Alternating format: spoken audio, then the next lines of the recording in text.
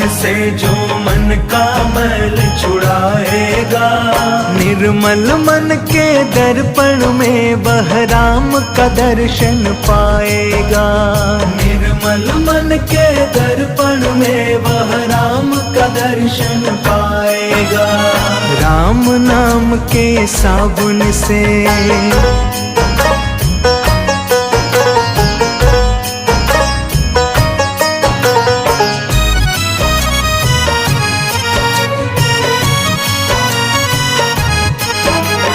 झूठ कपट निंदा को त्यागो, हर प्राणी से प्यार करो।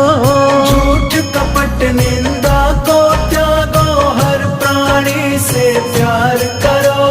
घर पर आए अतिथि कोई तो यथाशक्ति सत्कार करो। घर पर आए अतिथि कोई तो यथाशक्ति सत्कार करो। पता नहीं किस रूप में आकर, पता नहीं किस रूप में आकर नारायण मिल जाएगा। निर्मल मन के दर्पण में वह राम का दर्शन पाएगा। राम नाम के साबुन से